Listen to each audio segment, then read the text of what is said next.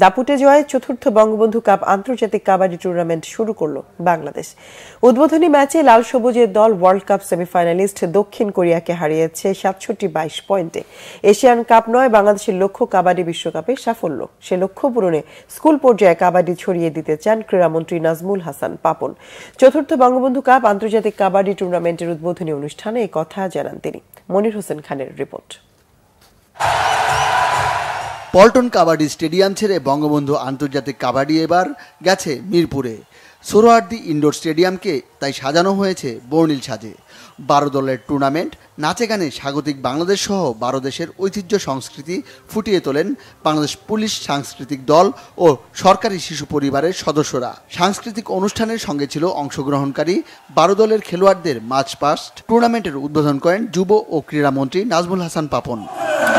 বাংলাদেশের জাতীয় খেলা কাবাডি, অলিম্পিকে কাবাডি নেই, এশিয়ান গেমসেও এখন আর পদক আসে না, তবে এশিয়ার নয় বিশ্বকাপে সাফল্য চান নাজমুল হাসান পাপন। আমরা গ্রাসরুট লেভেল থেকে চালু করতে যাই, তাহলে সবার আগে দরকার হচ্ছে যে আমাদের শিক্ষা প্রতিষ্ঠানগুলোর থেকে যদি আমরা এই খেলাটা চালু করতে পারি রেগুলার বেসিসে, তাহলে আমি মনে করি আমাদের জন্য নতুন নতুন খেলোয়াড় বেড়ে আসার জন্য একটা ভালো পদক্ষেপ হবে। আমি মাননীয় শিক্ষামন্ত্রীর সাথে গতকালকেই কথা বলেছি যে আমরা একসাথে বসে এই কাবাডিটাকে প্রমোট করতে চাই সারা বাংলাদেশে। ঝিমিয়ে পড়া কাবাডিকে চাঙ্গা করতে তৃণমূলে ছড়িয়ে দেওয়ার আশ্বাস ক্রীড়ামন্ত্রীর। এখন আপনি ফুটবল দেখেন, ক্রিকেট দেখেন, কিন্তু কাবাডি কিন্তু দেখা যায় না। সো ফার্স্ট কাজটা হচ্ছে কাবাডিকে আবার সারা বাংলাদেশে পপুলার গেম হিসেবে তুলে নেওয়া, যেটাতে আমরা সকালে খেলতে চাই। এই পপুলারাইজ করলে ডেফিনেটলি তারপর যা যা করা দরকার, এখানে ফান্ডিংয়ের দরকার আছে, প্ল্যানিংয়ের দরকার, যা যা করা দরকার ওটা তো ওনাদের সাথে বসে মন্ত্রণালয় ডেফিনেটলি একটা প্ল্যান করবে।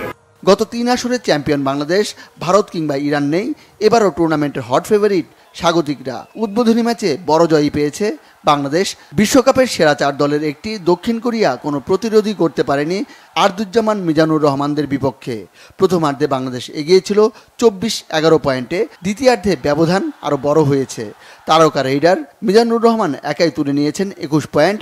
শেষ পর্যন্ত আব্দুল জলিলের শিষ্যরা মাঠ ছেড়েছে 67-22 পয়েন্টের বিশাল জয়ে। মনির হোসেন খান, বাংলা ভিশন, ঢাকা।